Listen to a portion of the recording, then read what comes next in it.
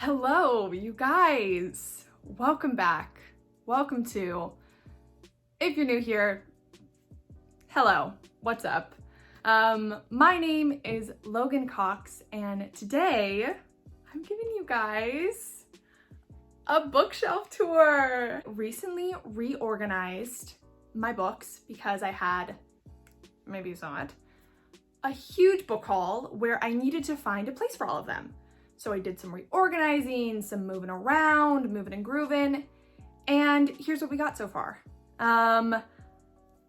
Very excited, very nervous, as per usual.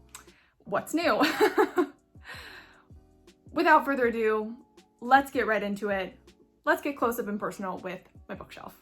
Starting up on our top shelf, we have, starting on the left, memoirs and self-development, going all the way to about here. Pretty self-explanatory. We have books that have helped me develop on myself. There we go. And memoirs such as Maybe You Should Talk to Someone, kind of one of both. Green Lights by Matthew McConaughey. We have Invisible Women, which is self-development in the sense that it really was thought-provoking and it's about the world we lived in and developed me mentally, I guess. Moving right along to this section, we have books that make me feel things, or books that I think will make me feel things.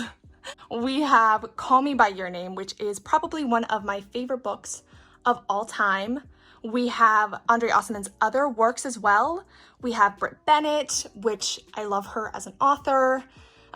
Lovely Bones, which I read probably too young and scarred me, but was beautiful. And then we also have other books such as The Mountain Sing. I haven't gotten it to it yet, but I've heard that it is like Pachinko and Homegoing, which I'm obsessed with both of those books. So that is what all of these books are. We are now on the second row of books, and we have coming of age, sort of, and moving on to books about 20-year-olds or young adults that are struggling. We have Wild, which is kind of just a book about self-discovery as well.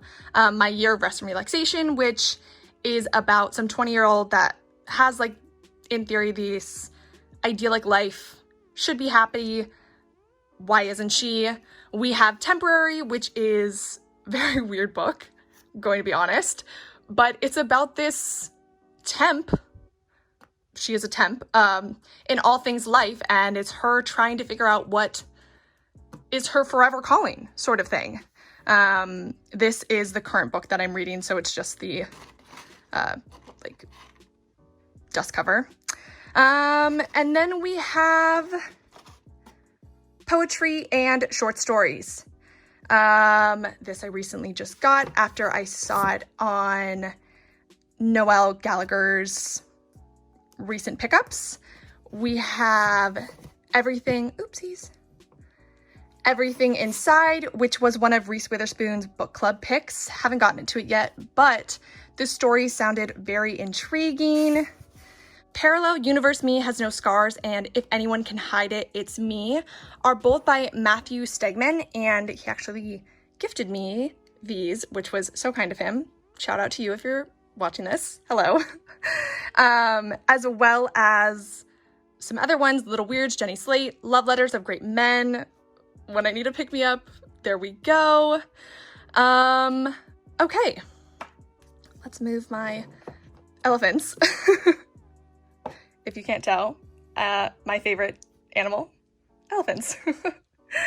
After that, and for the remainder of this row, we just have my Book of the Month picks. I will say not all of these are from directly Book of the Month. Some of these I got secondhand, so tidbit, pro tip, check out Poshmark, check out eBay. You can sometimes get them for a lot cheaper. Or if you don't have a Book of the Month subscription, that is a great way to get your hands on some of them. But yes, Book of the Month picks. Some of my favorites, Beach Read, I really loved. Emily Henry was great. I also read People We Met on Vacation. Didn't like it as much. What other ones? Transcendent Kingdom is here. I have not read it, but I'm very excited. Yaa Gyasi is a divine author. Piranesi was such a surprisingly fun read. I really enjoyed this. It was actually my pick for my Book of the Month club last time, I think. But yeah, those are some of them. And moving on to the third row, we have classics. A whole bunch of classics. Not too much to say about these. They're all tried and true, I guess, books that are beloved by everyone. This is just a random book that my dad gave me.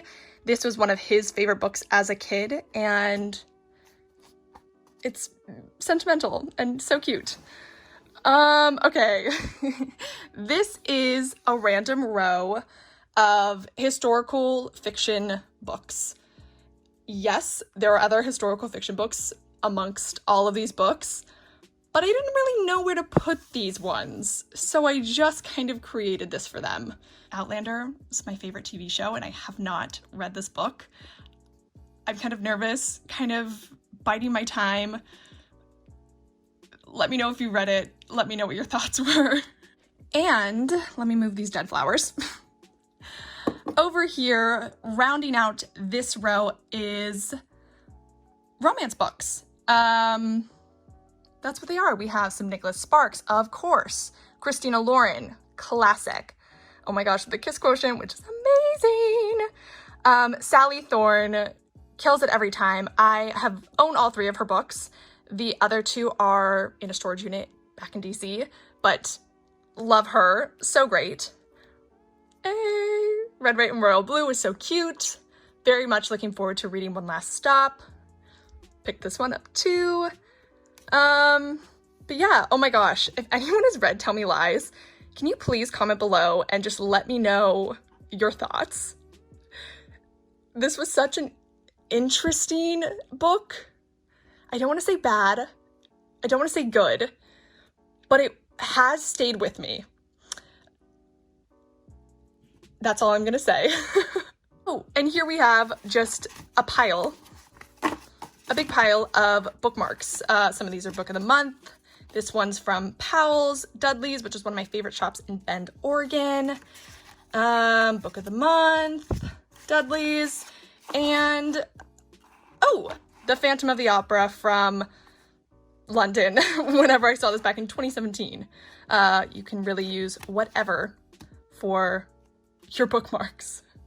Rounding out the last row of, I guess substance isn't the right word, but the last row is like dictionaries, yearbooks, random kids books that I have. Last row, we have the OGs, the books that really made me fall in love. Twilight was one of the first series that I truly fell in love with. I'm not ashamed.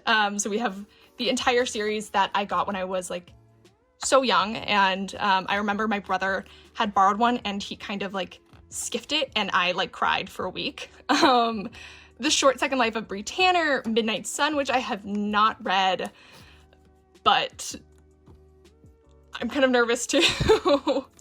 And The Host, which is her other one, which not underrepresented. I feel like this wasn't talked about that much, and it was really good. So maybe give that a little whirl. I'm not forgetting. We have all of the Harry Potters. I got most of these from Powell's, which is a secondhand bookstore in Portland, Oregon. And we also have the Tales of the Beetle and the Bard, which, if you are familiar with Harry Potter, it is a children's book for like young wizards and witches. That is from the books. So like Ron had his mom read him these books. Moving right along, we go into fantasy / sci-fi, N.K. Jemisin. We have The City of Brass and The Kingdom of Copper. I haven't read any of these. I'm almost thinking about giving them away because I've owned them for so long and I haven't read them. Thoughts, if anyone has and would recommend, let me know. Dune is usually here, but I just did a video on it, so it is somewhere in my room. Second Dune, which I picked up, and then a bunch of just fantasy sci-fi books and Ursula Le Guin, as well as like all my old flowers from homecoming, proms past. And oh my gosh, this is very cute. This is a wine glass that my little from my sorority at Vanderbilt got me, and it's like our grand big, me, her. We are the three birds. But yeah, let me put back my elephant cup and give you guys a once over look at everything again. There they are in all their beauty. A lot of orange books now that I'm looking at this. There you have it. I hope you guys enjoyed that. A little sneak peek look at my books. I am basically running out of room. I don't know what I'm gonna do with my next major book haul, but hopefully that'll be a journey for 2022 Logan. I hope you guys have a great rest of your day, morning, evening, afternoon, and I will see you guys in the next one. Bye!